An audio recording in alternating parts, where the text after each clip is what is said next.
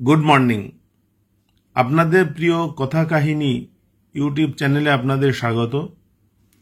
আজকে একটা বিশেষ বিষয় নিয়ে আলোচনা করতে চাই। আপনারা জানেন 2025 সালের থার্ড সেমিস্টারের ক্লাস 12-এর পরীক্ষা শুরু হয়েছে। কয়েকটি পরীক্ষা হয়ে গিয়েছে ইতিমধ্যে এবং থার্ড সেমিস্টারের পরীক্ষা হচ্ছে ওএমআর শিটে।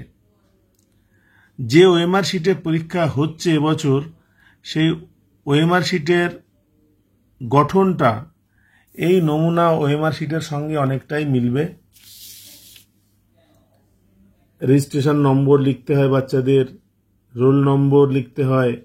এখানে কোশ্চেন বুকলেটের একটা আলাদাভাবে লেখার ব্যবস্থা আছে, question booklet series, subject code. এবং আমি খবর পেয়েছি যে এই জায়গাটা লিখতে গিয়ে বাচ্চারা বেশিরভাগ ভুল করছে। প্রত্যেকটি সেন্টারে প্রচুর পরিমাণে ওএমআর রিপ্লেস করতে হচ্ছে, কারণ কাউন্সিল আবার বলে দিয়েছে যদি ওএমআর লিখতে গিয়ে ভুল হয়, রোল নম্বর, রেজিস্ট্রেশন নম্বর ইত্যাদি ইত্যাদি, তাহলে ওএমআর চেঞ্জ করে দেওয়া যাবে। এবং লিখতে পারলেও গোল করতে গিয়ে তারা টেনশানে পড়ে গিয়ে ভুল করছে। এবং একবার যদি ভুল হয়ে থাকে, তাহলে দ্বিতীয়বার যখন সে নতুন ওএমআর শিট পাচ্ছে, তখন সেটি ফিল আপ করতে গিয়ে তার টেনশন আরও বেড়ে যাচ্ছে। এদিকে সময় তো চলে যাচ্ছে, নির্দিষ্ট সময়।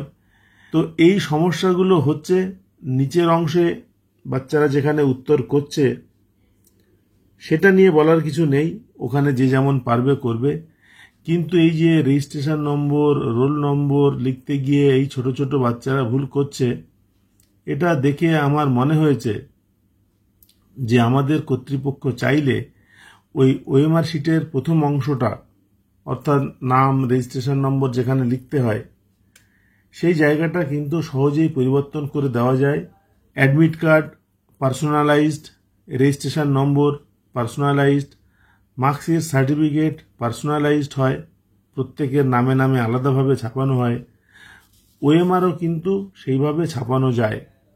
আমি দীর্ঘদিন ধরে একটি বেসরকারি সংস্থার অলিম্পিয়াড পরীক্ষা চালাই এবং আমি দেখেছি তারা বেশ কয়েক বছর আগে থেকেই পার্সোনালাইজড ওএমআর শিট সাপ্লাই করেন। এই হচ্ছে সেই বিশেষ সংস্থার ওএমআর শিট। এখানে বাচ্চার নাম, রোল, সেকশন, সাবজেক্ট সবই ছাপানো থাকে। এদের সিস্টেম একরকম। আমাদের উচ্চ মাধ্যমিক শিক্ষা সংসদ চাইলেই কিন্তু এই ওএমআর শিটগুলোকে পার্সোনালাইজড করে দিতে পারেন। তাহলে কি হয়, এই অংশে যেখানে রোল নম্বর, রেজিস্ট্রেশন নম্বর লিখতে হয়, সেই অংশটা বাচ্চারা লিখবে না, তাদের সময় বাঁচবে এবং ভুল হবে না। আমি শুনেছি কোনো কোনো সেন্টারে কোনো কোনো বাচ্চাকে 3বার 4বার করেও ওএমআর শিট চেঞ্জ করে দিতে হচ্ছে, কারণ প্রত্যেকবারই সে কোনো না কোনো জায়গায় ভুল করছে। এই দুটি ওএমআর শিট তুলনা করে আমি কর্তৃপক্ষের কাছে এই বার্তাটা দিতে চাইলাম। বিজ্ঞান এখন অনেক উন্নত হয়েছে, যেখানে বেসরকারি সংস্থাগুলো পার্সোনালাইজড ওএমআর সিস্টেম বানাতে পারছে, সেক্ষেত্রে আমাদের বোর্ড বা কাউন্সিল এটা কেন করছে না, এটা নিয়ে কি তারা ভাবেনি?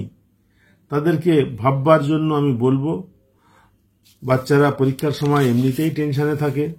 বহু স্কুলে সংশ্লিষ্ট টিচার নেই নানান কারণে। তারপরে বর্তমান দিনে কয়েক বছর ধরে যেভাবে পাস ফেল উঠে গিয়ে প্রত্যেকটা বাচ্চাকে মিনিমাম নম্বর পেলেও পাস করিয়ে দেওয়া হচ্ছে, তাতে এমনিতেই বাচ্চাদের মধ্যে কনফিডেন্সের অভাব আছে। তারপরে পরীক্ষার হলে এই ওএমআর ফিল আপ করতে গিয়ে তারা আরও চাপে পড়ে যাচ্ছে। এই বিষয়টা দেখার জন্য বলবো উপযুক্ত কর্তৃপক্ষদেরকে।